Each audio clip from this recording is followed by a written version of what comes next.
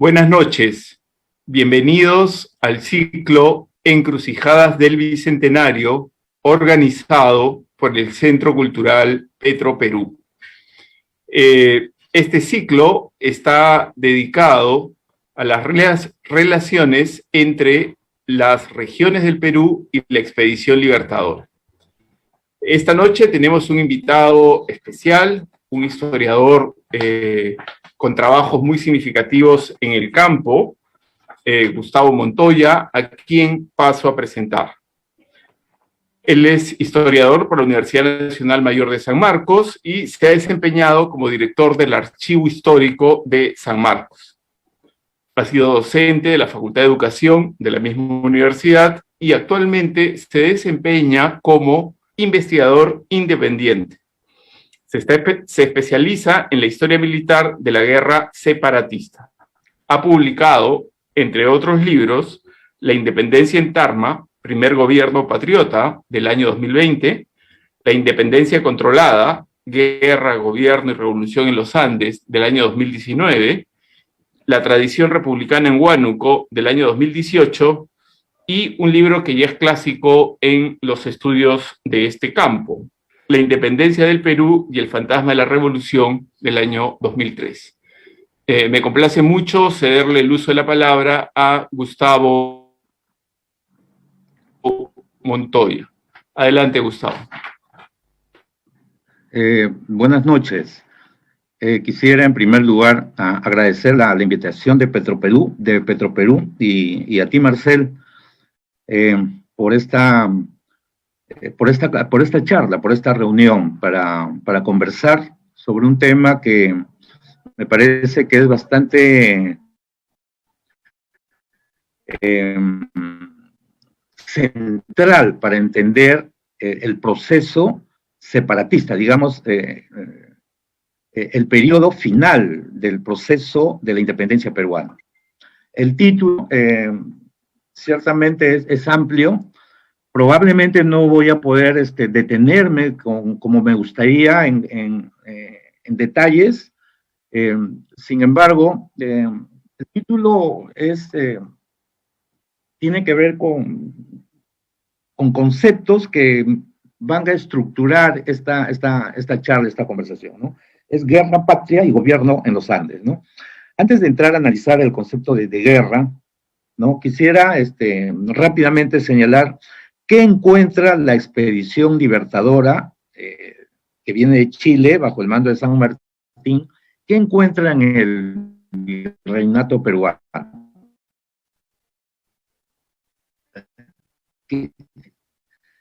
Frente a qué se recordar que el proceso de la independencia en el Perú es parte de un proceso continental, ¿cierto?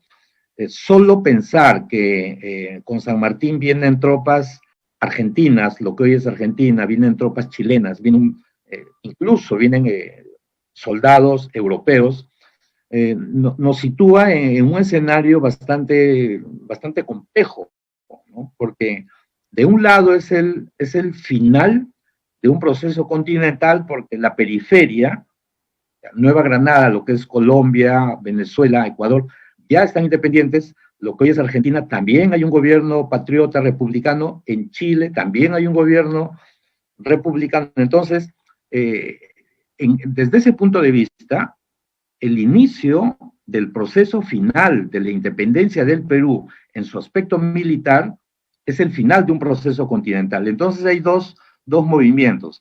Es el final de un proceso continental y al mismo tiempo es el inicio del final de la independencia peruana.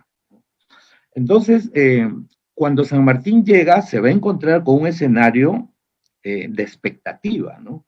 Porque antes del año, San Martín desembarca en septiembre del año 20 en Paracas. La expedición viene de Valparaíso.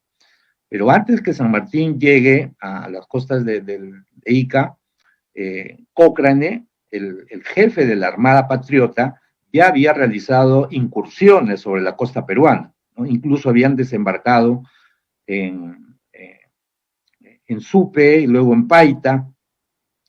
Entonces, lo que es importante puntualizar en esta primera parte de la exposición es que Había una enorme expectativa de parte de todos los grupos sociales. Pezuela, virrey del Perú, estaba al corriente. Lo que no sabían era el punto de desembarco. Se pensaba que el desembarco podía ser en Arica, ¿no? O en Mollendo. O también se pensaba que el desembarco podía haber sido al norte, en Huanchaco o en Saña. En fin, el desembarco se produce en Paracas. Inmediatamente después se organiza la campaña de Álvarez de Arenales. Esto es muy importante. La campaña de Álvarez de Arenales va a recorrer todos los Andes, va a subir de Ica a Huamanga, luego van a pasar a Huancayo, van a pasar por Jauja, van a descender a Tarma y luego concluyen la batalla de Cerro de Pasco, que es el 6 de diciembre del año 20. Es el primer triunfo patriota muy importante. Sin embargo, esta primera campaña de Arenales por las ciudades que he mencionado, lo que van a hacer es poner en movimiento expectativas y aspiraciones que ya estaban en estado de latencia. No hay que olvidar que el año 1812 en Huánuco se había producido una revolución particularmente violenta, ¿no? Con una participación mayoritaria de la población indígena. Luego, el año 14 y el año 15, del Cusco había venido una expedición militar hasta Huamanga y se había proclamado, se había logrado controlar la ciudad de Huamanga, de manera que estos dos eventos, el de Huánuco el año 12 y el de Huamanga el año 14 y 15, ya habían generado, digámoslo así, una sensibilidad patriota que estaba encubierta, que estaba, digamos, reprimida, pero ya estaba, digamos, en movimiento, ¿no? Entonces San Martín se va a encontrar con este escenario. Es sobre este escenario que se producen las proclamas en las ciudades que he mencionado, y acá lo importante es detenernos un poco en Tarma. ¿Por qué es en Tarma? Tarma es la capital de la intendencia que cubre toda la región central. En Tarma se va a producir la formación de lo que yo menciono en una investigación reciente, la formación del primer gobierno patriota. Existen documentos que comprueban que en Tarma se instituye un poder paralelo a Lima, Entonces, este primer periodo, esta primera etapa, digamos, del proceso de la independencia en el Perú, lo que va a generar en toda esta región de los Andes es, lo primero que va a ocurrir es una militarización de toda la región. Esto significa que todos los pueblos se organizan en milicias, que luego van a ser las guerrillas y las montoneras que van a actuar a todo lo largo de la guerra, entre el año 20 y el año 24. Entonces, esta primera etapa, digamos, con Arenales, en esta región de los Andes centrales, va a constituir, digamos, un zócalo. La mayoría del pueblo se va a pronunciar en favor de la patria, proclamas, en Jauja también, y lo que va a agudizar, lo que va a fortalecer el patriotismo de estos pueblos, y esto es muy importante, es el triunfo en Cerro de Pasco en diciembre, como he mencionado. A partir del triunfo de Arenales, la organización de milicias locales, civiles, va a ser permanente. Ahora bien, si contamos que en Lima, en Lima se han producido eventos que van a poner al gobierno virreinal al borde de una crisis casi terminal, porque se produce una defección, también puede ser conocida como, puede ser nombrada como una traición, que es el batallón Numancia. Es decir, uno de los batallones más importantes del ejército realista se va a pasar al bando patriota. El otro acontecimiento que va a debilitar profundamente el Estado virreinal va a ser el gol por parte de la Serna, del general La Serna. Tenemos dos escenarios bastante definidos. De un lado, en la Sierra Central, hay un gobierno patriota, autónomo, independiente, que está organizando fuerza militar, está de legreres, se están nombrando autoridades, gobernadores, recaudadores de tributos, se están nombrando sacerdotes. Y de otro lado, en Lima, el gobierno virreinal en crisis. Entonces, esta primera etapa, entre el desembarco de San Martín y el ingreso de San Martín a Lima y la salida del virrey La Serna, me parece que es un escenario que no se ha explorado con bastante profundidad para señalar lo siguiente, que en la Sierra Central, en estas ciudades que yo he mencionado, se va a configurar un proyecto de independencia que luego va a ser neutralizada, que luego va a ser bloqueada. Luego me voy a detener a explicar eso. Pero la primera imagen que quiero dejar es este escenario. Entre septiembre y julio del año, entre septiembre del año 20 y julio del año 21, es casi un año, todos los pueblos, en los Andes centrales sobre todo, están sobre las armas, hay un patriotismo galopante.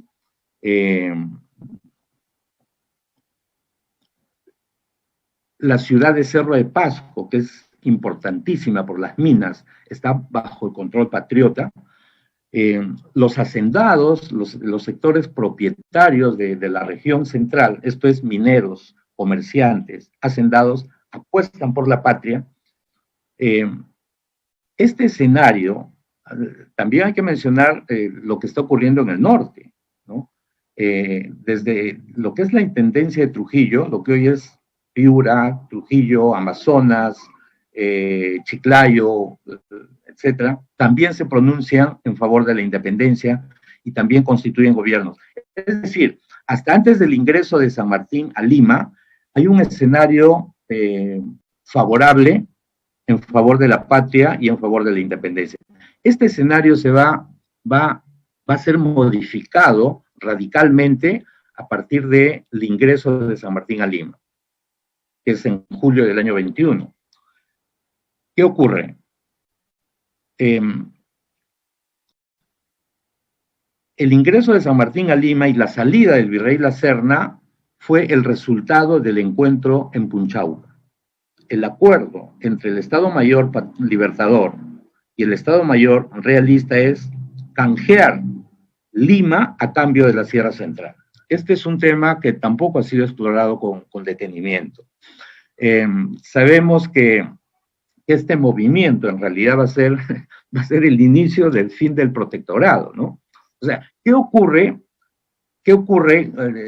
Es casi una pregunta de sentido común. ¿Qué ocurre con estos gobernadores patriotas que están en la Sierra Central, que están sobre las armas, que han apostado por la independencia? ¿Qué ocurre si San Martín ingresa a la capital y deja ese escenario literalmente en manos del ejército realista, en manos de la Serna, obviamente, ¿no? Entonces, es a partir de este segundo movimiento que en la Sierra Central se va a producir lo que yo menciono, una guerra civil en el más amplio sentido del término.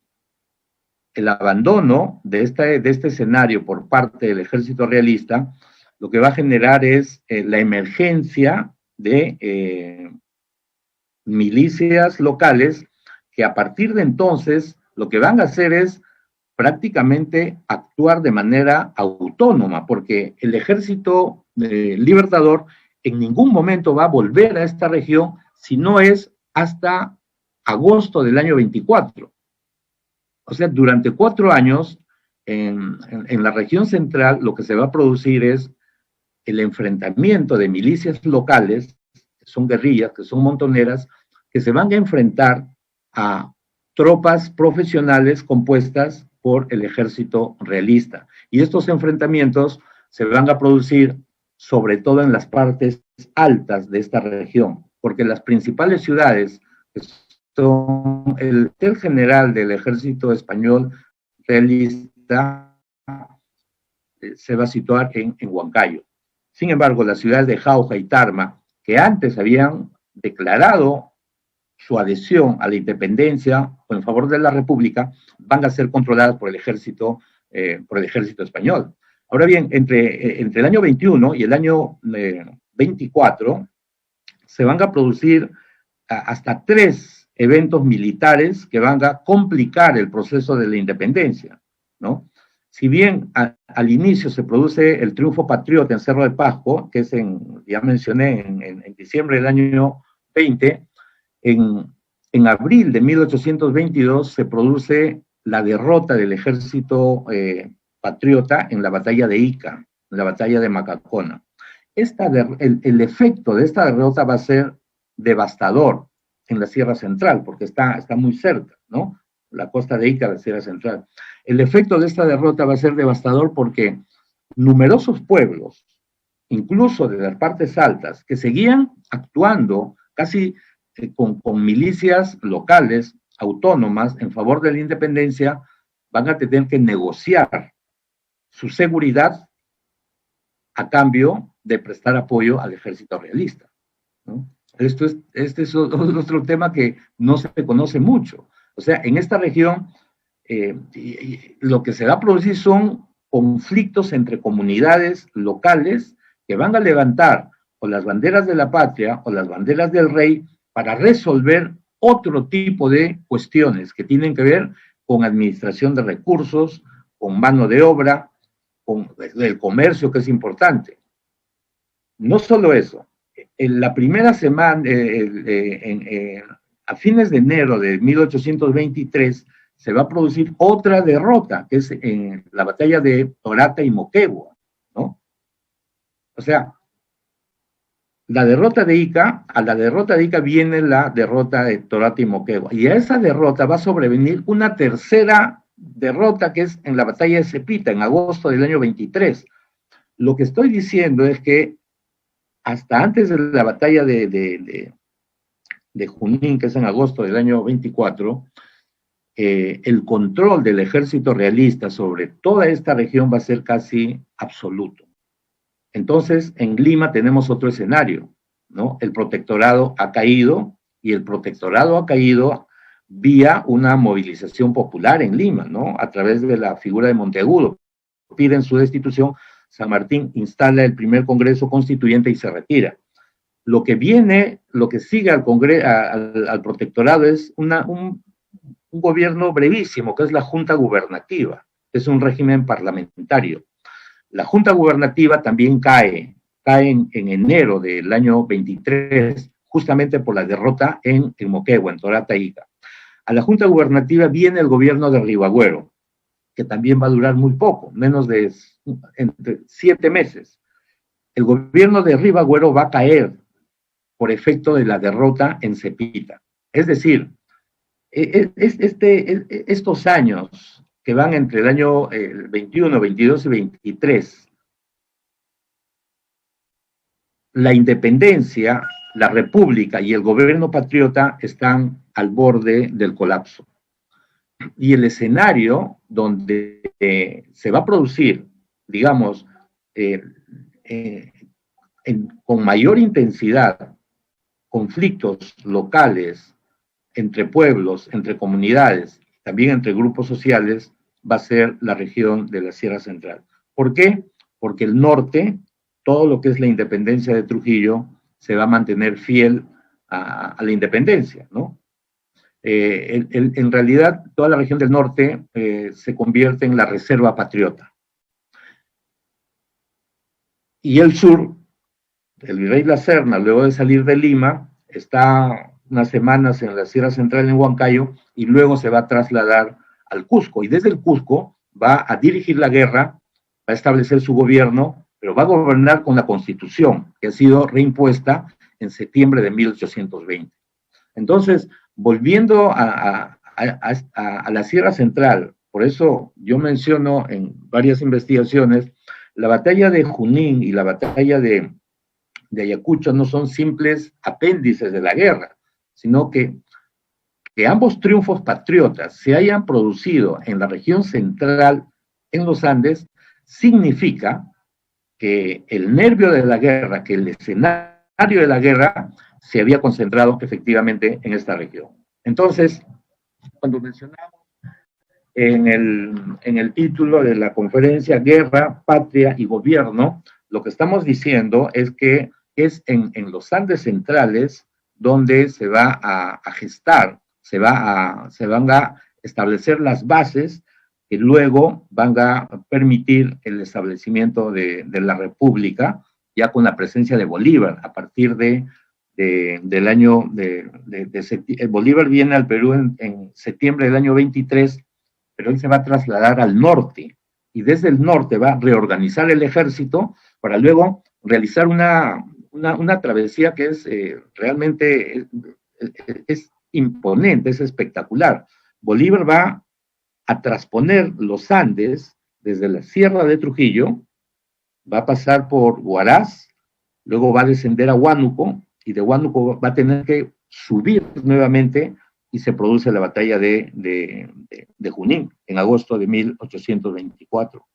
Entonces, si vemos, digamos, de manera panorámica la independencia, en estos términos, vamos a tener que el norte tempranamente se convierte en la reserva patriota, el sur se va a convertir en el bastión realista, porque el rey La Serna está en el Cusco y está dirigiendo la guerra desde el Cusco, y es en la Sierra Central, lo que hoy es Huánuco, lo que hoy es Junín, lo que hoy es Cerro de Pasco, donde se va a desenvolver, donde es posible observar una cantidad impresionante de fenómenos políticos, sociales y militares. Los pueblos que inicialmente habían apostado por la patria, que habían apostado por la independencia, van a tener que negociar esa postura, van a tener que, preservar su integridad, preservar sus recursos, preservar a sus familias. Esto no significa que no hayan existido pueblos, comunidades que hayan traspuesto la guerra manteniendo su fidelidad a la patria, a la independencia y a la república. Claro que sí. Pero para mantener esa fidelidad tuvieron que hacer esfuerzos extraordinarios, porque tenían en contra suyo a un ejército profesional que tenía recursos y sobre todo tenía la moral de combate alta, por lo que he mencionado, por estos triunfos en Ica, por el triunfo en Torata, Moquegua y por el triunfo en Cepita. O sea, las tres expediciones organizadas desde Lima para liberar la región central terminaron en un fracaso. Frente a esos fracasos militares, los pueblos, los sectores populares sobre todo, tuvieron que replegarse a las partes altas, que eran escenarios que conocían y donde podían maniobrar. No sé si estamos bien con el tiempo para mostrar algunos documentos. Sí, Gustavo, tenemos 5 o 8 minutos más para ti. Ya, quisiera mostrar, no sé si se ve ahí el manuscrito del acta de Tarma. Bueno, este es este es el acta de Tarma, podemos leer ahí, no sé, voy a leer rápidamente lo más sustantivo. Dice: en la capital de Tarma, el 28 días del mes de noviembre de 1820, congregado este vecindario en la villa, ya, es el primer acta que se conoce. Existen referencias que en Ica también se proclamó la independencia, pero no se ha encontrado el acta. Lo interesante de este acta, que es de noviembre de 1820, es que acá se muestra que el lenguaje se superponen lenguajes del antiguo régimen. Por ejemplo, aparece la noción de vasallo, pero también ya se está insinuando un lenguaje político moderno, ¿no? Todavía no aparece el concepto de república, lo que aparece es el concepto de patria, que se opone al concepto, digamos, al rey, ¿no? Esto es de noviembre del año 20, esto es Tarma. Quisiera mostrar otro documento, este documento es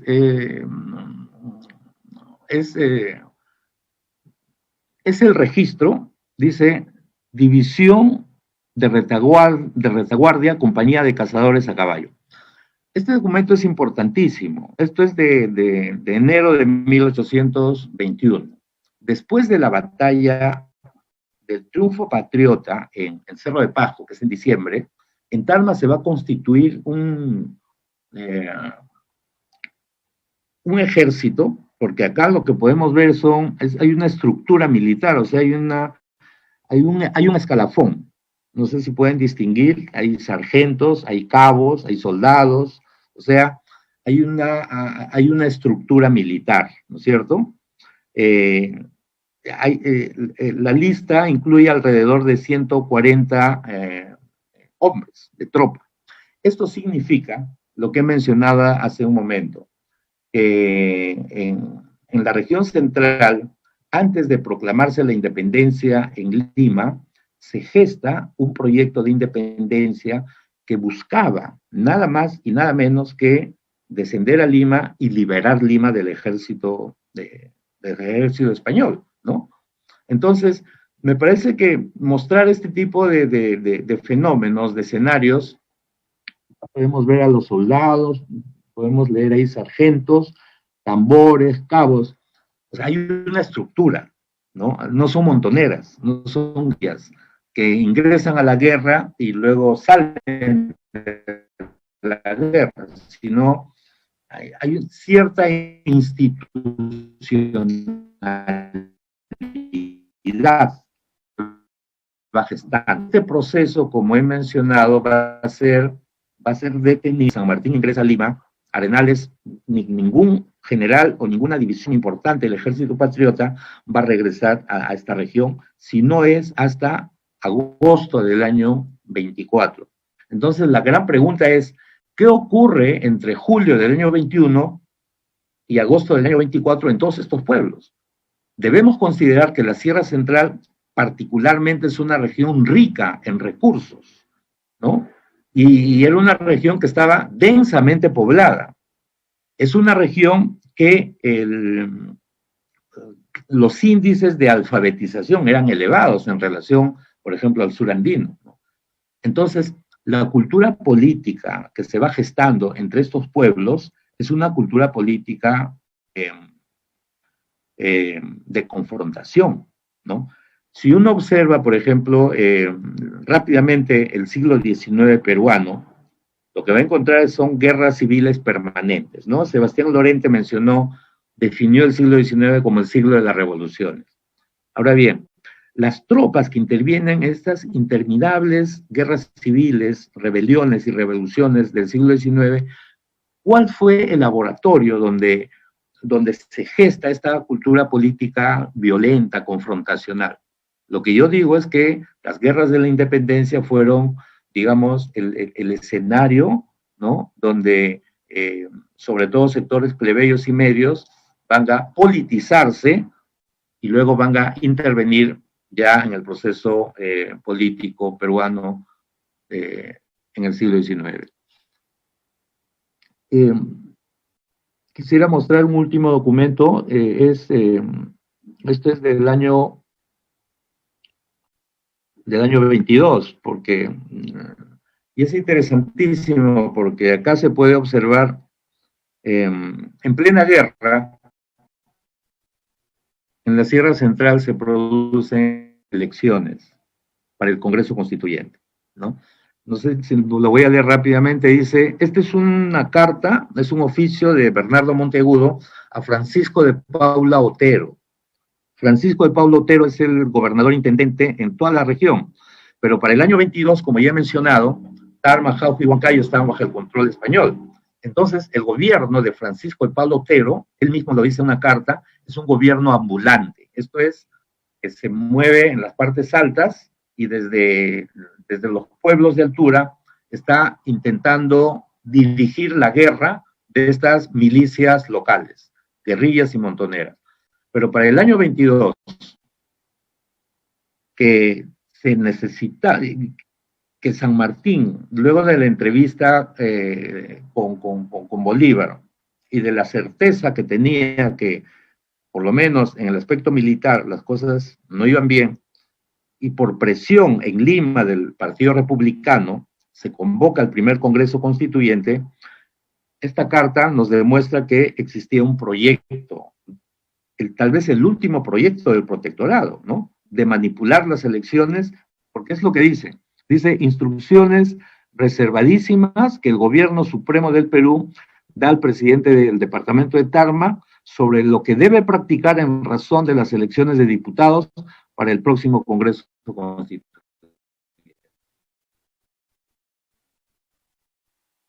Entonces, no puedo leer todo, dice, en un fragmento dice, hará asimismo el presidente todo el esfuerzo posible para que caiga la elección de los diputados, de los representantes del Congreso, en personas que además de tener las cualidades designadas, patriotas, sean relacionadas por sangre, interés o amistad con títulos del Perú o grandes propietarios.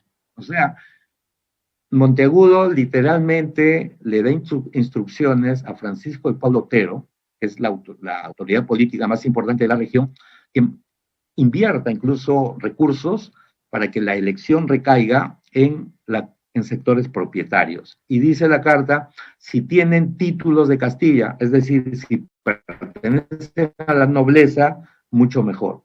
El objetivo era elegir representantes que estén vinculados a sectores propietarios y constituir un régimen conservador, ¿no? Que limite, por ejemplo, las libertades políticas.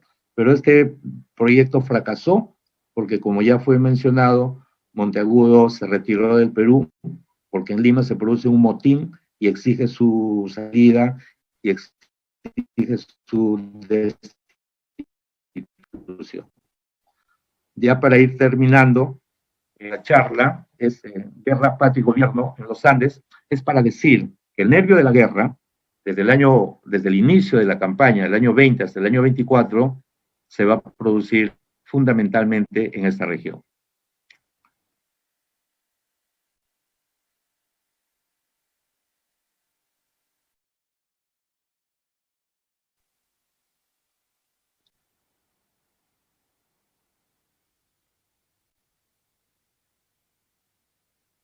No sé si puedo continuar.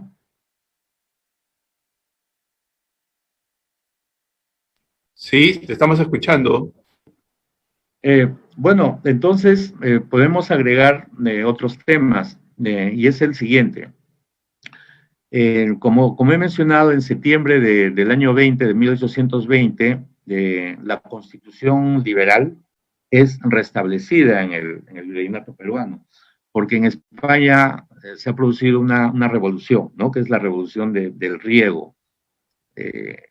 Entonces, esto es sumamente interesante porque, de un lado, el gobierno virreinal, a partir del año 20, va a gobernar con la Constitución. Esto significa que hay elecciones, esto significa que hay libertades políticas, significa que hay libertad de imprenta, libertad de prensa, pero al tiempo que el gobierno de la Serna, primero Pezuela reinstala la Constitución y Pezuela gobierna con la Constitución hasta hasta fines del año 23, ya San Martín está operando en Lima, y en la Sierra Central, como he mencionado, hay milicias locales, guerrillas y montoneras que están recusando justamente al gobierno virreinal en su modalidad constitucional, en su modalidad liberal. Los pueblos de la región, por lo tanto, estuvieron presionados a dos fuerzas. De un lado, el ejército realista, que está siguiendo órdenes, por supuesto, del virrey La Serna, que está en el Cusco, que está gobernando con una constitución. Este régimen liberal de La Serna va a beneficiar enormemente a los sectores propietarios en todas las regiones donde el ejército español tenía, digamos, hegemonía, ¿no? Es la Sierra Central, toda la zona del sur, la Sierra Sur. Y de otro lado, la presión del ejército español, del ejército realista, en toda esta región va a ser particularmente tirante, va a ser particularmente violenta en contra de pueblos que antes habían apostado por la independencia, incluso se habían constituido pequeñas juntas de gobierno que van a ser desbaratadas, van a ser desmanteladas, ¿no? Es importante señalar también una de las regiones a las que en ningún momento ingresa el ejército libertador, ¿no? Y tampoco ingresa el ejército realista, es Huánuco.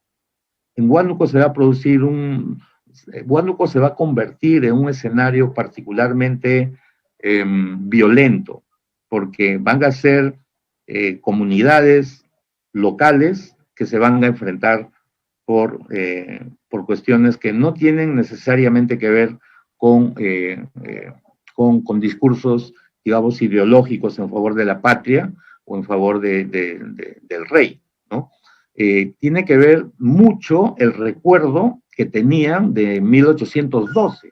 Entre 1812 y 1820-21 son apenas 8, 9, 10 años, no es nada. O sea, los agravios, los recuerdos, la movilización de recursos y de tropas está intacta, ¿no?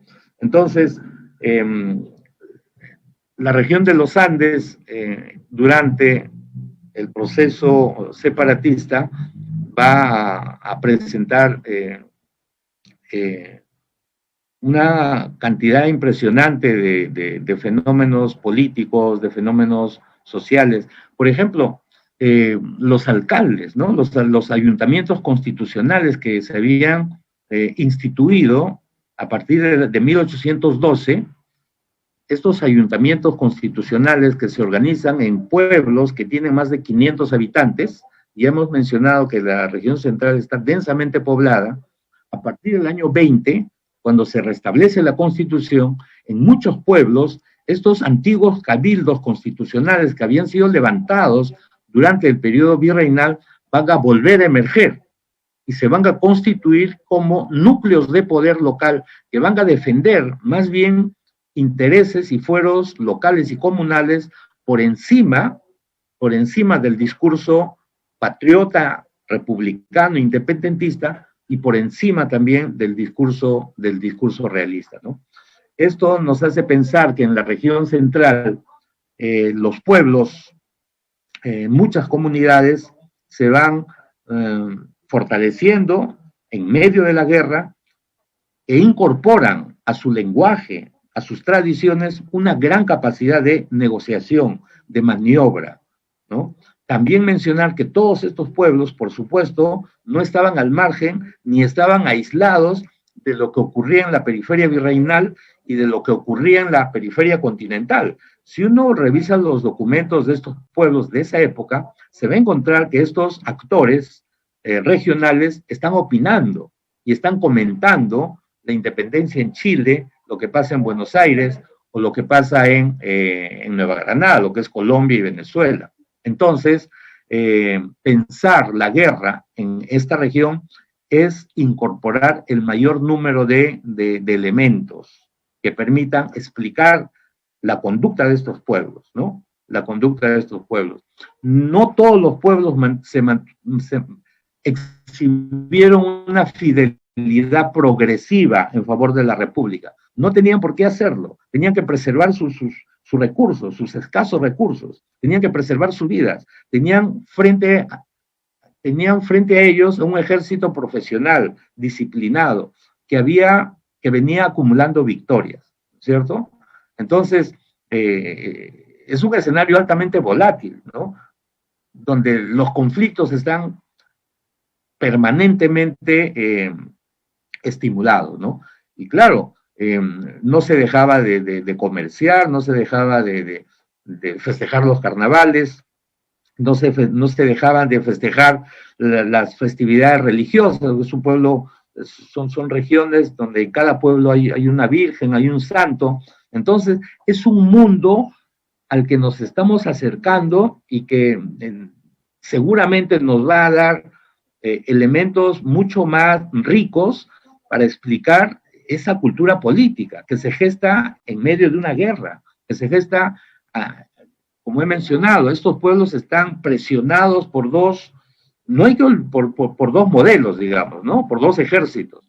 No hay que olvidar algo que es que a veces se deja de lado, ¿no? Que al Perú confluyen tropas de todo el continente, literalmente. Entonces, pasado el inicial entusiasmo, ¿no es cierto? Si al inicio estas tropas chilenas, argentinas, colombianas, venezolanas fueron inicialmente vistas como un ejército libertador, luego van a ser percibidas como un ejército de ocupación, porque son tropas, porque son soldados, y en una guerra lo que hay son saqueos, hay arbitrariedad, hay excesos, ¿no? Entonces, todo este mundo se va a concentrar en la región central, ¿no? Entonces, exigir o pretender hallar un patriotismo militante de todos los pueblos o de todos los grupos sociales, realmente a estas alturas de las investigaciones es un despropósito. El desafío más bien es explicar este lenguaje que aparece en el acta, por ejemplo, ¿no? Donde se superponen nociones y conceptos antiguos, ¿no? Que provienen, digamos, de la cultura virreinal, ¿no? El vasallo, por ejemplo, va a ser sustituido por el ciudadano, pero esta sustitución va a ser compleja, va a ser tirante, va a ser tensa, va a generar resistencias, ¿no? Resistencias.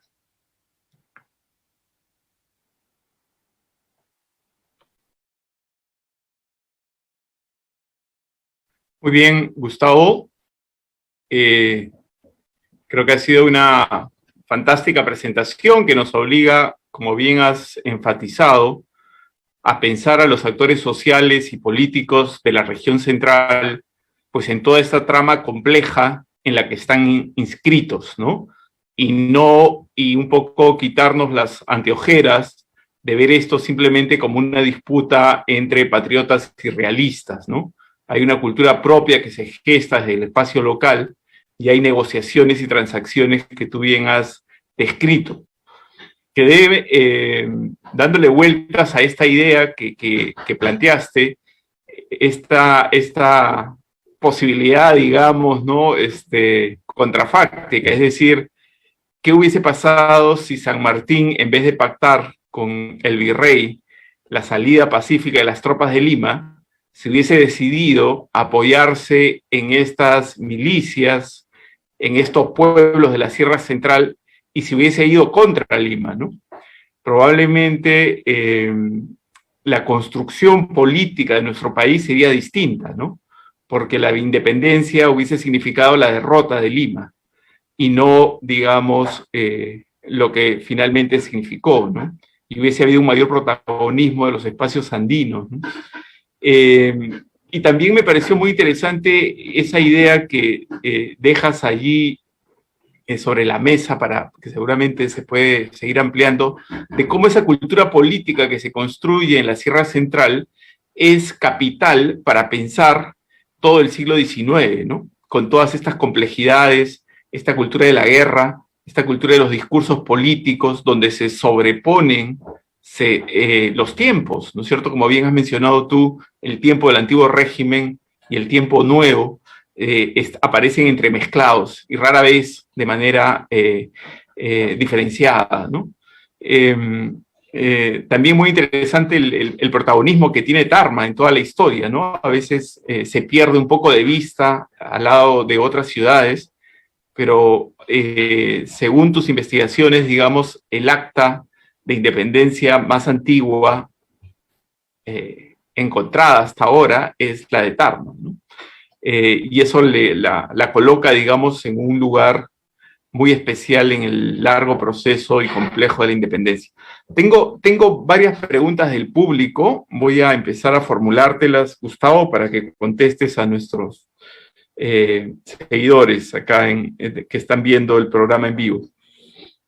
Una primera tiene que ver con el comercio y los negocios arraigados desde el virreinato en detener la expedición libertadora en las zonas de Huancayo y Huanta, ¿no? Es decir, la participación o el impacto que podía tener estos circuitos comerciales de la Sierra Central, cómo se articularon, se enfrentaron, fueron contrarios a la expedición libertadora en la zona de Huancayo y Huanta, o no. ¿Qué nos puedes decir sobre eso? Es una pregunta muy importante porque en la región central hay dos centros que dinamizan el comercio. Es Cerro de Pasco, que son las minas en Cerro de Pasco, pero también en Huancavelica, que está muy cerca, que son las minas de mercurio, ¿no? Y de plata, importantísimas para toda la actividad minera. Entonces, el comercio es sinónimo de intercambio, y el intercambio también es sinónimo de noticias, ¿no? Existía un antiguo circuito comercial que unía la región central con el Alto Perú, con Potosí, y también con la región norte de lo que hoy es Argentina, con Salta, Tucumán y Jujuy, de donde venían las mulas, que era el transporte por excelencia en la época virreinal, las mulas, ¿no? Para transportar minerales y para el comercio en general. Entonces, Tarma, por ejemplo, era la capital de toda la región, ¿no? Si uno visita Tarma, hasta ahora se encuentra con unas casonas impresionantes, ¿no? Casonas señoriales, ¿no? De gente que tenía mucho poder y mucho dinero. Pero yo quiero detenerme en otra cuestión. El comercio dinámico que existía, y los estudios de historia económica demuestran que el último tercio del siglo XVIII hay un crecimiento de la producción minera, y por lo tanto hay un crecimiento de consumo. Con el comercio vienen las noticias, ¿no? Y las noticias que venían del Alto Perú, en el Alto Perú la revolución por la independencia empieza tempranamente, ¿no? Es en 1809. En Huánuco se está invocando a Castelli, que es el líder argentino, ¿no? En Huamanga se conoce la batalla de Huaqui, ¿no? Entonces, y otra cuestión, la Sierra Central, no solo Tarma, sino Jauja, Huancayo, las principales ciudades, era el asiento, ¿no? de una oligarquía regional poderosa, ¿no? Y esto es lo interesante que tú mencionaste en tu comentario, Marcel. Es este sector de propietarios compuesto por mineros, por comerciantes y por hacendados, los que apuestan por la independencia en la primera etapa, o sea, hasta antes del ingreso de San Martín a Lima. Y esa pregunta que tú has hecho es formidable, ¿no? ¿Qué hubiese pasado, por ejemplo, si San Martín, en lugar de ingresar a Lima, concentra toda su tropa, como le pidió Arenales, porque Arenales realiza una segunda campaña entre abril y junio del año 21, o sea, Arenales le envía cartas a San Martín y le dice, ¿por qué no concentramos toda la tropa acá y apostamos en esta región y esperamos a los enemigos, ¿no? El asedio a Lima era casi terminal, Lima estaba al borde del colapso, ¿no? Y algo más, esta oligarquía, estos hacendados, estos comerciantes, estos mineros, también tenían el objetivo, la visión de fortalecerse. Querían formar una academia militar con la élite, con los jóvenes, los hijos de la élite regional, ¿no? O sea, fortalecernos militarmente en la región central y marchar al Cusco, al corazón del imperio inca, ¿no? Con todo el simbolismo que tenía el Cusco, ¿no? No es que el Cusco haya sido realista. Cuando dicen el Cusco realista, bueno, ¿qué hace una ciudad que está ocupada militarmente por un ejército profesional, ¿no? Los disidentes tienen que replegarse, ¿no? Así es. Muy bien, y acá hay otra pregunta interesante. ¿Es vital el papel de Álvarez de Arenales en la independencia de la zona central del país antes de la proclama independentista en Huaura, ¿no? Creo que tu conferencia un poco ha mostrado justamente eso, pero ¿qué le puedes contestar a la persona que nos pregunta sobre ello? Sí, bueno, hay que mencionar algo que es muy importante.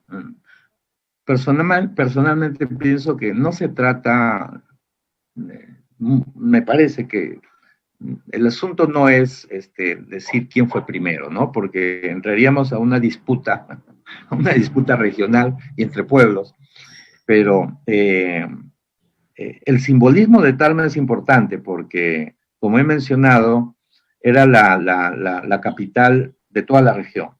Ahora, hay que explicar por qué en Tarma fue primero, ¿no? Por cuestiones del azar, pero también por que había un plan preconcebido.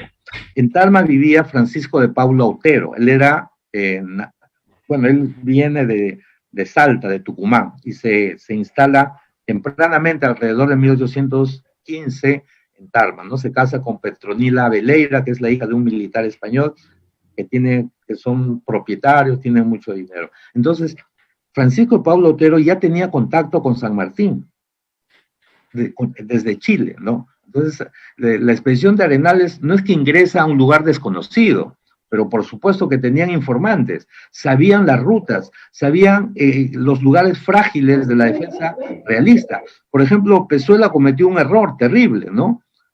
El intendente de Tarma, que es el abuelo del anarquista Manuel González Prada, su abuelo era intendente de Tarma, a él lo manda al norte, ¿no? Él estaba en norte, estaba por Barranca, porque pensaban que el desembarco podía haber sido en Saña, ¿no? Entonces, como dije, es una mezcla de azar, pero también la contingencia, ¿no es cierto? Ahora, ¿por qué en Tarma, en Huaura, se produce luego la proclama? Porque, bueno, San Martín, luego del desembarco en Ica, se queda poquísimos días, menos de una semana, inmediatamente se va al norte, ¿no? O sea, esa primera etapa de la independencia fue impecable, porque la media luna que traza Arenales entre Paracas sube, ¿no es cierto? Imaginen el mapa del Perú, es una media luna, y él desciende por la costa norte, por el norte chico, por lo que hoy es Huacho, Huaura, Chancay, ¿no? Entonces, las proclamas en Huaura o luego las proclamas en Paita, que son posteriores, son por la propia dinámica de la guerra, ¿no? Por las necesidades, es por las estrategias que tienen que ser elaboradas al paso, ¿no? Si bien había un plan general, bueno, cualquier persona sabe que una guerra exige improvisaciones, ¿no? Claro que sí. Y acá tenemos otra pregunta de Cristian Rodríguez Aldana. Sobre la independencia de Tarma, ¿en qué momento esta concluye? Suponemos que concluye cuando el ejército realista pues recupera, digamos, ingresa a la zona, pero también pregunta otro aspecto histórico, las batallas de Ayacucho y cómo llega al territorio de Tarma, la noticia de la batalla, ¿no? Si es que participan quizá las milicias locales, esos primeros patriotas, ¿se incorporan o no?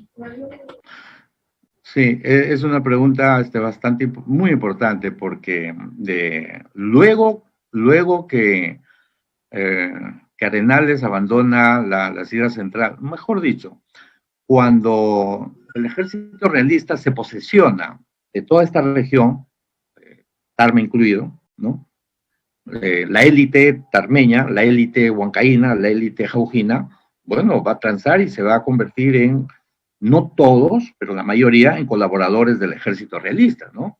Porque un ejército necesita vitualla, necesita parque, necesita uniforme, necesita alimentos, necesita vestido. Entonces, ¿quiénes se frotan las manos en todas las guerras? Pues los productores, los propietarios, ¿no? Los empresarios, los comerciantes, etc. Entonces, el gobierno patriota en Tarma concluye, obviamente, cuando ya el ejército realista llega a toda esta región.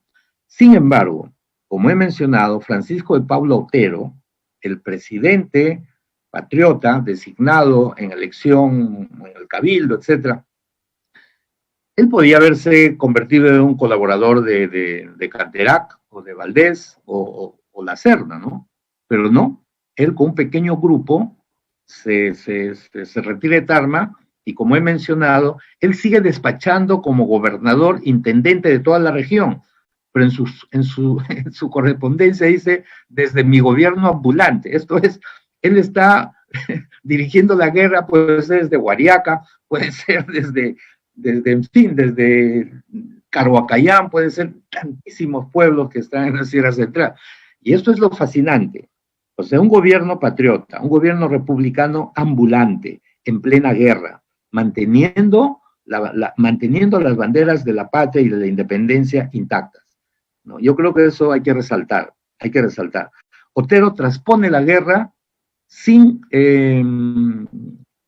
titubear, pero por supuesto, ¿qué ocurre, por ejemplo, en Tarma cuando el gobierno patriota cae? Tarma es saqueada, es una ciudad que es saqueada por las turbas, lo que hace una guerra es generar crisis, mucha gente se queda sin trabajo, muchos bandoleros, por supuesto que se enlistan en las montoneras, ¿no? Huancayo también es una ciudad que es saqueada, Jauja también es una ciudad que es saqueada, ¿no? Pues eso es lo que acontece en una guerra, ¿no? Muy bien. Y acá hay dos preguntas. Una sobre cómo se puede conocer más sobre el proceso de independencia en la zona central del país. Los archivos regionales, digamos, tienen todavía documentos desconocidos que no han sido suficientemente explorados.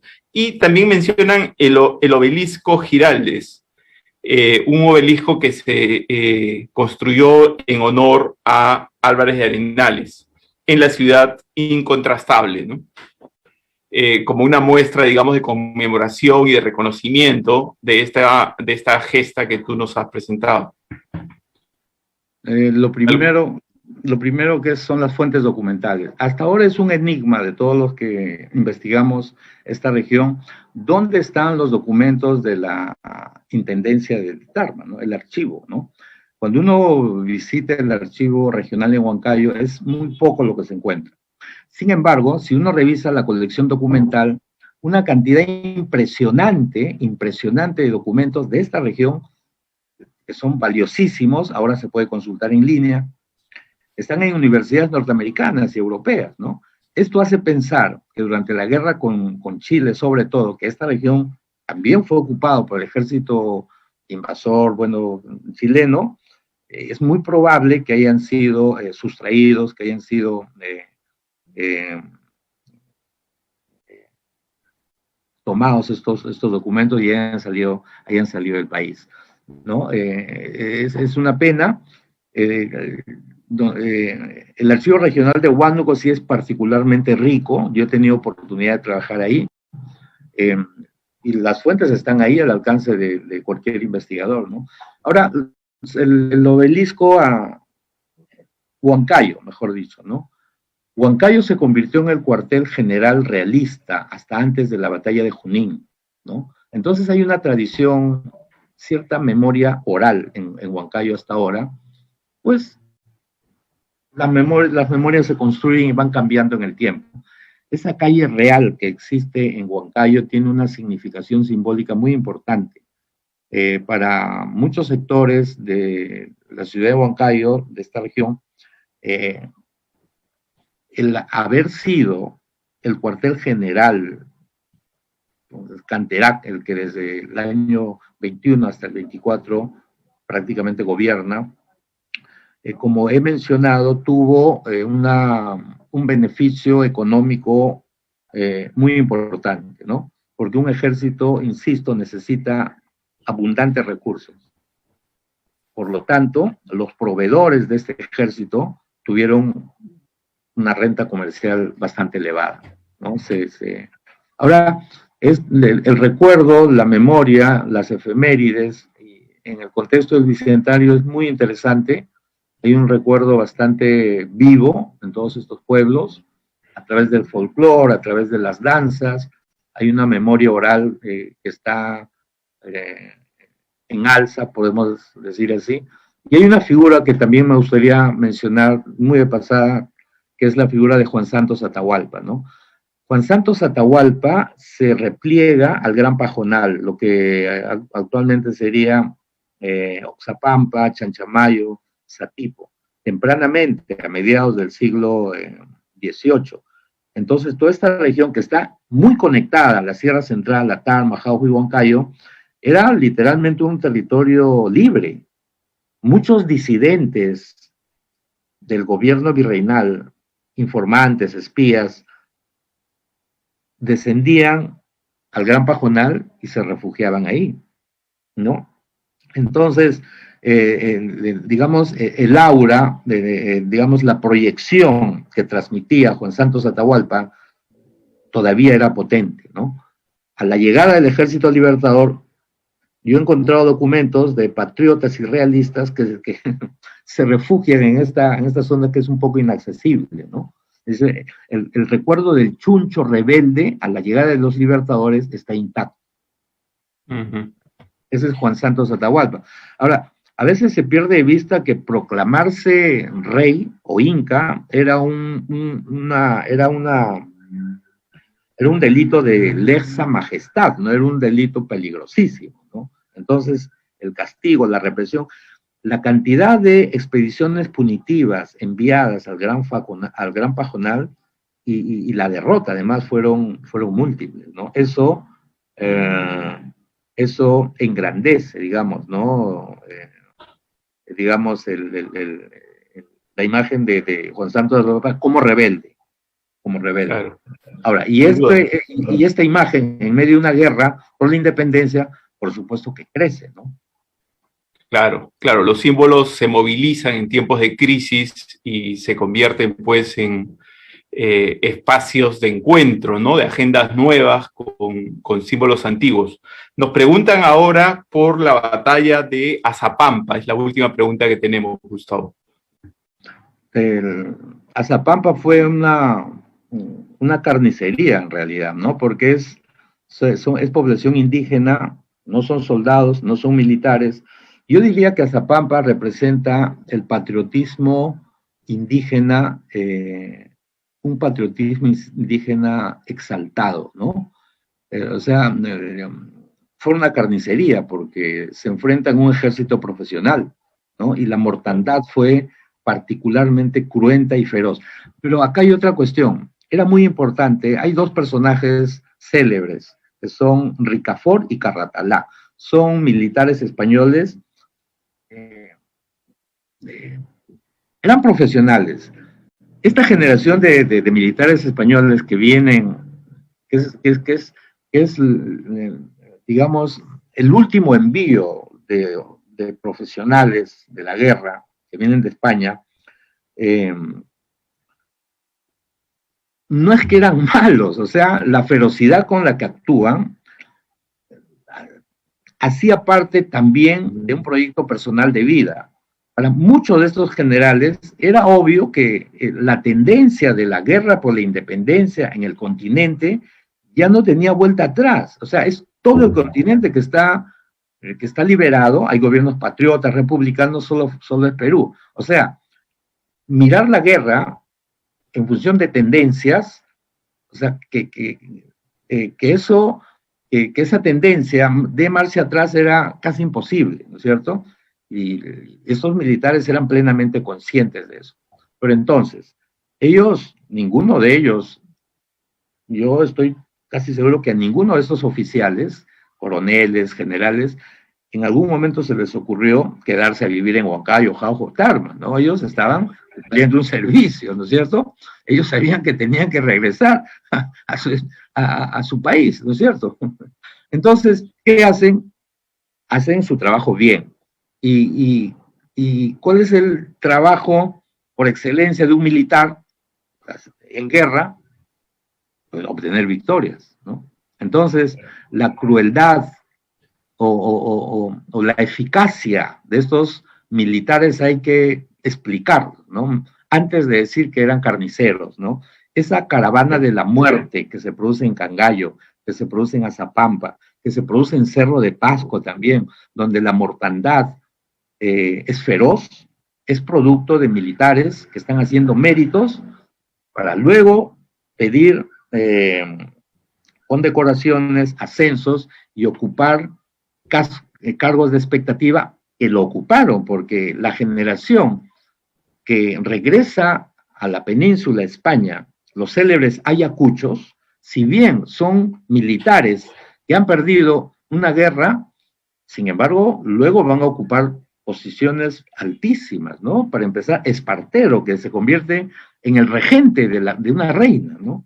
Entonces, Azapampa hace parte, de un lado, de los excesos, de las guerras, la violencia, la crueldad, pero de otro lado también debemos decir que Azapampa exhibe el patriotismo indígena, porque ¿qué puede haber en la subjetividad de personas pobres, por no decir casi miserables, que han sido objeto de explotación durante toda su vida y deciden enfrentar un ejército profesional en favor de la patria, en favor de la república? Yo creo que ese es un acto de heroísmo, es casi un sacrificio, ¿no? Como Olaya, como José Olaya. Sin duda, y son esos héroes regionales, en este caso un sujeto colectivo, ¿no es cierto?, regional, los que de alguna manera queremos honrar en este ciclo de conferencias, ¿no? Queremos agradecerte, Gustavo, por tu presentación, por tu disposición a contestar las preguntas, siempre con agudeza y profundidad, y tu trabajo de investigación que no cesa, ¿no? Comenzaste especializándote en la noche limeña, pero ahora estás trabajando con mucha solvencia, digamos, el mundo de la región del centro y de la independencia. Así que te seguimos leyendo y aprendiendo contigo. Buenas noches a todo el público que nos sigue. Hasta luego, Gustavo. Muchas gracias. Buenas noches.